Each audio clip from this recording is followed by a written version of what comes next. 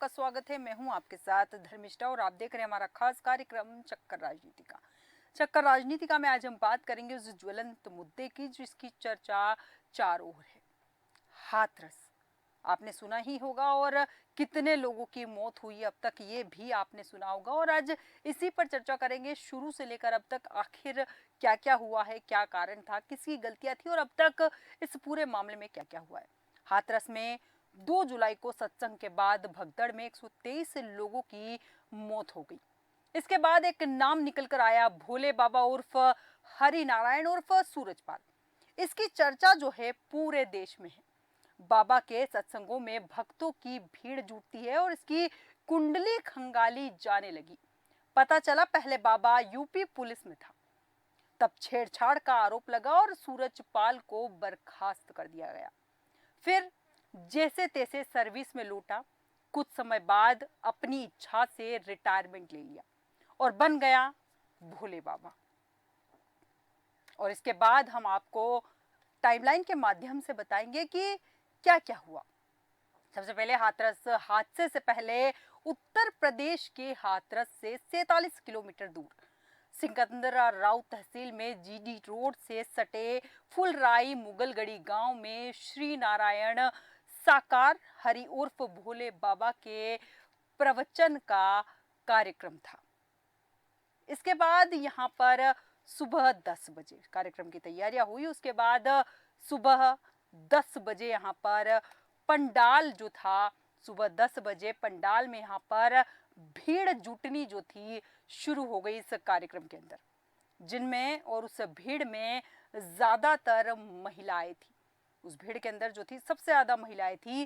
प्रशासन से 80,000 लोगों के कार्यक्रम की अनुमति मांगी गई थी और पंडाल के अंदर की व्यवस्था जो थी उसकी देखरेख की जिम्मेदारी जो थी वो सेवादारों की थी। बाहर पुलिस और इसके अलावा प्रशासन भी मौजूद था। दोपहर 12:30 बजे सफेद सूट टाई और जूते पहने स्वयंभू संत भोले बाबा पंडाल में पहुंचते हैं। उस वक्त तक भीड़ जो थी 2 लाख से ज्यादा हो चुकी थी। वहां पर मौजूद हर शख्स उनकी एक झलक पाने को बेताब था। करीब 1 घंटे भोले बाबा का जो है प्रवचन चलता रहा। उसके बाद दोपहर 1:40 पर सत्संग पंडाल से निकलकर भोले बाबा नेशनल हाईवे 91 पर एटा की तरफ जाने लगे। उस रास्ते पर लोग बाबा के दर्शन और चरण स्पर्श और चरण रज लेकर माथे पर लगाने के लिए सड़क के दोनों ओर जमा थे। डिवाइडर पर भी भारी भीड़ थी। हाथरस हादसे के दौरान दोपहर 1:50 पर बाबा जो थे, बाबा के दर्शन और चरण रज के लिए आतुर जो भीड़ थी उसको रोकने के लिए बाबा के जो निजी सुरक्षाकर्मी थे, जिन्हें की ब्लैक कमांडो और सेवादारों ने धक्का मुक्की जो थी वहां पर शुरू कर दी और धक्का मुक्की शुरू करने के साथ साथ उनके ऊपर डंडे भी चलाए गए। और ये धक्का मुक्की और डंडे चलाने का काम जो किया गया वो उन भक्तों पर था जो बाबा को देखने आए थे, उन पर अच्छे से डंडे चलाए गए। इससे कुछ लोग नीचे गिर गए। भीड़ हटाने के लिए वॉलंटियर्स ने वाटर कैनन का उपयोग भी किया और इससे वहां पर जो थी अफरा तफरी मच गई। जब पानी लोगों पर फेंका गया तो लोगों की भीड़ जो थी वहां पर तीतर बीतर होने लगी। इसके बाद दोपहर 2 बजे भीड़ पर दबाव इतना ज्यादा था कि लोग कार्यक्रम स्थल के सामने खुले खेत की तरफ दौड़ पड़े और उसके बाद उस तरफ ढाल थी। जिस खेत की तरफ लोग दौड़े वहां पर ढाल थी, जिससे ज्यादातर लोग फिसल कर गिर पड़े और भीड़ उनके ऊपर से होकर भागती रही। सैकड़ों लोग बेसुध हो गए और इन सब के बीच न तो बाबा रुके और न ही उनके साथ जा रहे दूसरे लोग रुके। इसके बाद हाथरस हादसे के बाद की हम आपको बताते हैं कहानी, क्योंकि हाथरस हादसे के पहले जो जो हुआ वो हमने आपको बताया कि ये कार्यक्रम था, घटनाक्रम था। आप बताएंगे हादसे के बाद क्या हुआ। दोपहर 3 बजे वहां मौजूद पुलिस और प्रशासन के लोगों ने घायलों को आसपास के अस्पतालों और सामुदायिक स्वास्थ्य केंद्र सिकंदरा मऊ भिजवाया। कुछ लोगों को इलाज के लिए एटा भेजा गया। रिपोर्ट्स के मुताबिक सरकारी अस्पताल में सिर्फ एक डॉक्टर मौजूद था। अस्पताल पहुंचते वक्त कई लोगों की सांसें चल रही थी, लेकिन थोड़ी देर में सब शांत हो गए। रात 8 बजे 2 जुलाई की रात तक हाथरस में 89 और एटा में 27 लोग यानी कुल 116 लोगों की मौत की सूचना थी। इनमें ज्यादातर महिलाएं हैं। करीब 50 लोग घायल बताए जा रहे हैं, जिनका इलाज चल रहा है। 3 जुलाई तक मृतकों की जो संख्या थी 122 पर पहुंच गई। इसके बाद रात 10 बजे हाथरस भगदड़ मामले में पुलिस ने 22 लोगों पर एफआईआर दर्ज की, लेकिन इसमें भोले बाबा का नाम नहीं था। मुख्य सेवादार देव प्रकाश और अन्य अज्ञात सेवादारों और आयोजकों को आरोपी बनाया गया और यूपी के हाथरस में भोले बाबा के सत्संग में भगदड़ मच गई। हमने आपको बहुत कुछ बताया, अब हम आपको सिलसिलेवार बताते कि इसमें हुआ क्या था। सत्संग में भगदड़ मच गई, इसमें महिलाएं और बच्चे फंस गए। भीड़ ने उन्हें कुचल दिया। अब तक 123 लोगों की मौत हो चुकी है।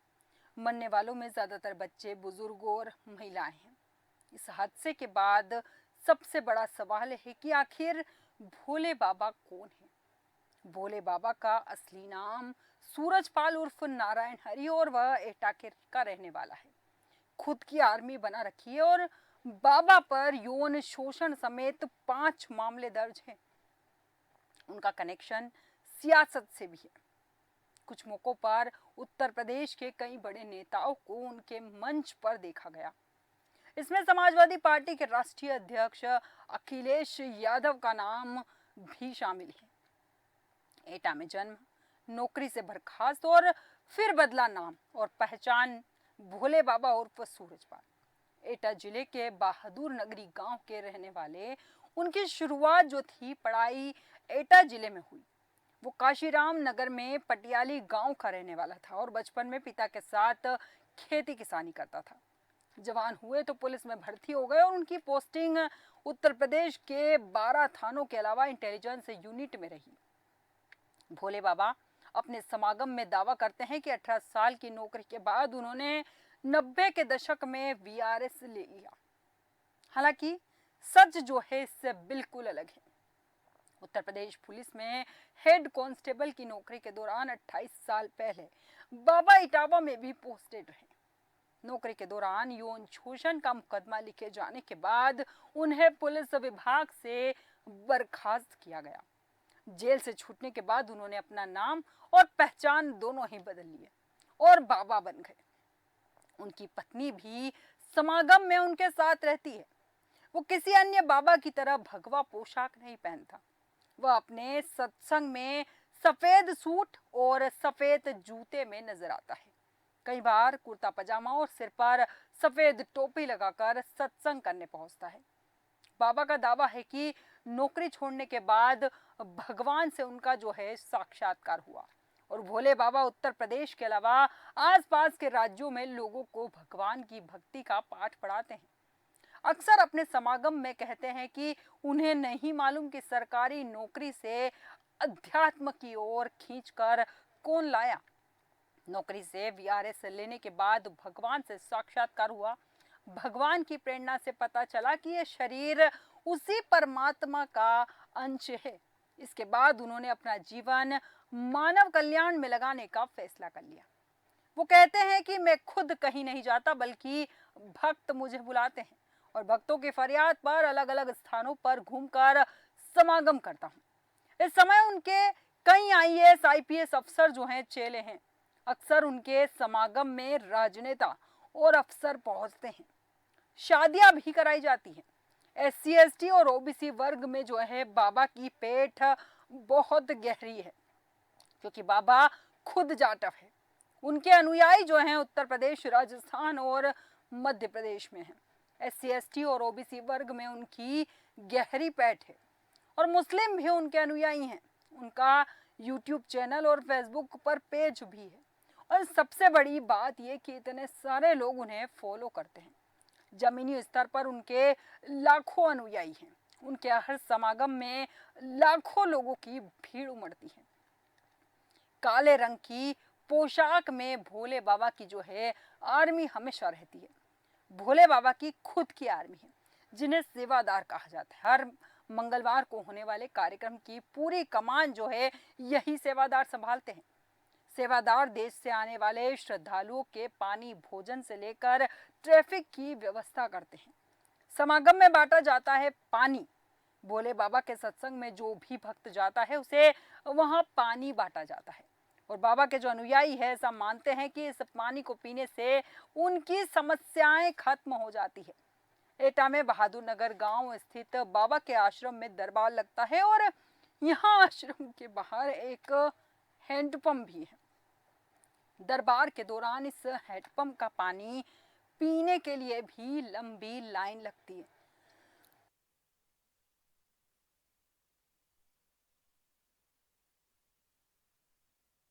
2022 में जब देश में कोरोना की लहर चल रही थी, उस समय फरुखाबाद में भोले बाबा ने सत्संग का आयोजन किया था और जिला प्रशासन ने सत्संग में केवल 50 लोगों के शामिल होने की इजाजत दी थी। लेकिन कानून की धज्जियां उड़ाते हुए 50,000 से ज्यादा लोग सत्संग में शामिल हुए थे। यहाँ उमड़ी भीड़ के चलते शहर की जो यातायात व्यवस्था है वो ध्वस्त हो गई थी। उस समय भी जिला प्रशासन ने आयोजकों के खिलाफ रिपोर्ट दर्ज की थी। और इस बार भी कहा जा रहा है कि कार्यक्रम के लिए जितने लोगों के शामिल होने की बात प्रशासन को बताई गई थी, उससे कहीं ज्यादा लोग जुट गए थे। भोले बाबा पर जमीन कब्जाने के भी कई आरोप है। कानपुर के बिदनू थाना क्षेत्र के करसुई गांव में साकार विश्वहरी ग्रुप पर 5 से 7 बीघा जमीन पर अवैध कब्जा करने का आरोप भी बाबा पर लगा था। और हाथरस के बाद आगरा में उनका कार्यक्रम भी होने वाला था। अगला कार्यक्रम बताया जा रहा है कि 4 से 11 जुलाई तक था और आगरा में था और सैया थाना क्षेत्र में ग्वालियर रोड पर यह था। सबसे बड़ी बात यह कि पोस्टर भी लग चुके थे और इसके बाद ये हादसा हुआ। बाबा के खिलाफ इतने सारे केस थे, बावजूद इसके उस बाबा को आज तक कोई सजा नहीं हुई। और यही कारण है कि जब उसे इतने सारे केस में सजा नहीं हुई तो उसने बाबा बनने से पहले एक बार भी नहीं सोचा। कहीं ना कहीं उसने सोचा कि बाबा बनने के बाद सारे केस से रफा दफा हो जाएंगे और एक बार फिर हाथरस जैसा हादसा हमारे सामने आया। और हाथरस में भगदड़ के 24 घंटे के बाद इस बाबा का जो फरार था, पहला बयान सामने आया। भोले बाबा ने सुप्रीम कोर्ट के वकील एपी सिंह के जरिए लिखित बयान जारी किया, जिसमें लिखा कि मैं जब समागम से निकल गया उसके बाद हादसा हुआ। असामाजिक तत्वों ने भगदड़ मचाई है। इन लोगों के खिलाफ लीगल एक्शन लूंगा और घायलों के स्वस्थ होने की कामना करता हूं, यह भोले बाबा ने कहा। और सत्संग के बाद हुई भगदड़ में 123 लोगों की मौत हो गई। 4 जिलों के हाथरस, अलीगढ़, एटा और आगरा में भी रात भर शवों का पोस्टमार्टम हुआ। परिजन अपनों की लाशों को लेकर इधर उधर भटकते रहे। प्रशासन ने अब तक 121 मौतों की पुष्टि की थी। हादसा मंगलवार दोपहर 1 बजे फुलरई गांव में हुआ था और बुधवार सुबह 11:30 बजे मुख्यमंत्री योगी भी हाथरस पहुंचे थे। जिला अस्पताल में घायलों से मुलाकात की और घटना स्थल पर भी गए। अफसरों से पूरे हादसे की जानकारी ली और प्रेस कॉन्फ्रेंस में कहा कि यह हादसा साजिश जैसा है। लोग मरते गए, सेवादार वहां से भाग गए। उन्होंने न तो प्रशासन को सूचना दी और न ही मदद की। प्रशासन की टीम जब पहुंची तो सेवादारों ने उन्हें आगे जाने नहीं दिया। हमने भी कुंभ जैसे बड़े बड़े आयोजन किए, लेकिन ऐसी चीजें नहीं हुई। मुख्यमंत्री ने कहा कि जांच के लिए एसआईटी का गठन किया है और हाईकोर्ट के रिटायर्ड जज ब्रजेश कुमार श्रीवास्तव की अध्यक्षता में 3 सदस्यीय न्यायिक जांच आयोग का गठन कर दिया है। आयोग 2 माह में अपनी जांच पूरी करने के बाद राज्य सरकार को रिपोर्ट सौंप देगा। इधर बुधवार को दोपहर हादसे में प्रशासन की पहली रिपोर्ट सामने आई। इसमें कहा गया है कि हादसा भोले बाबा की चरणों की धूल लेने की वजह से हुआ और बाबा के सेवादारों ने लोगों से धक्का मुक्की की, इससे भगदड़ मच गई। प्रयागराज के वकील जो हैं उनका कहना है, इलाहाबाद हाईकोर्ट में है, उनका कहना है कि पीआईएल दायर करके हादसे की सीबीआई जांच की उन्होंने मांग की है। सुप्रीम कोर्ट में वकील जो हैं विशाल तिवारी, उन्होंने भी एक पीआईएल दाखिल की है।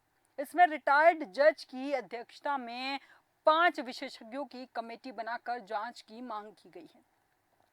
मंगलवार देर रात हादसे में 22 लोगों के खिलाफ सिकंदराबाद थाने के दरोगा ने एफआईआर दर्ज कराई। इसमें मुख्य आयोजक देवप्रकाश मधुकर का नाम है, बाकी सब अज्ञात है। चौंकाने वाली बात यह है कि इसमें मुख्य आरोपी भोले बाबा उर्फ हरि नारायण साकार का नाम ही नहीं है और हादसे के बाद बाबा अंडरग्राउंड हो गया। पुलिस मैनपुरी में बाबा के आश्रम में पहुंची और लेकिन वो वहां नहीं मिला। आश्रम के बाहर पुलिस तैनात है। मरने वालों में महिलाएं इतनी ज्यादा क्यों हैं? क्योंकि बाबा के कुल फॉलोवर्स में 90% महिलाएं हैं। चरण की धूल लेने के लिए महिलाएं दौड़ी, तभी भगदड़ मच गई। भगदड़ में गिरी तो उठ नहीं पाई और लोग कुचलते हुए निकल गए। इसलिए मरने वालों में महिलाएं जो हैं सबसे ज्यादा हैं। सत्संग खत्म होने के बाद भोले बाबा निकले तो चरण रज लेने के लिए महिलाएं टूट पड़ी। भीड़ हटाने के लिए वॉलेंटियर्स ने वाटर कैनन का प्रयोग किया। बचने के लिए लोग इधर उधर भागने लगे और भगदड़ मच गई। लोग एक दूसरे को रौंदते हुए आगे बढ़ने लगे। 80,000 की परमिशन पहुंचे 2.5 लाख एफआईआर के मुताबिक और प्रशासन ने सत्संग के लिए 80,000 लोगों को अनुमति दी थी, लेकिन 2.5 लाख लोग पहुंच गए और भगदड़ हुई तो सेवादार गेट पर खड़े हो गए। उन्होंने लोगों को रोक दिया और इसके बाद भीड़ खेतों की तरफ मुड़ गई। नीचे बैठे और झुके श्रद्धालुओं को कुचलती हुई निकल गई। प्रशासन और सेवादार खड़े होकर देखते रहे कि कौन है और इसके बाद जो हुआ आपके और हमारे सभी के सामने है। एसआईटी की रिपोर्ट आई। एसआईटी की रिपोर्ट में अधिकारियों को आरोपी बनाया गया, लेकिन मुख्य जो आरोपी है उसका इसमें कहीं नाम नहीं है। कई पन्नों की रिपोर्ट सौंपी गई, उसमें अधिकारियों को निशाना बनाया गया, निशाना साधा गया, जबकि अफसरों की उदासीनता पर भी सवाल उठे हैं। हालांकि इस रिपोर्ट में सूरजपाल उर्फ साकार विश्व हरि का जिक्र तक नहीं है और अब कार्रवाई की मांग की जा रही है। मुख्य आरोपी को गिरफ्तार करने की बात की जा रही है। अब इस पूरे मामले में देखना दिलचस्प होगा कि ये जो भोले बाबा हैं मुख्य आरोपी, जिस पर पहले भी इतने केस दर्ज हैं, एक केस और बढ़ गया है। अब देखना दिलचस्प होगा कि इस पे कोई कार्रवाई होती है या फिर ये जांच भी ठंडे बस्ते में चली जाती है। जो 123 लोग अपनी जान गंवा चुके हैं उन्हें इंसाफ मिलता है या फिर इंसाफ के लिए वो जीवन पर्यंत दर बदर भटकते रहते हैं। अब देखना दिलचस्प होगा। हमारे आज के खास कार्यक्रम चक्कर राजनीति का में इतना ही। बने रहिए देश न्यूज के साथ।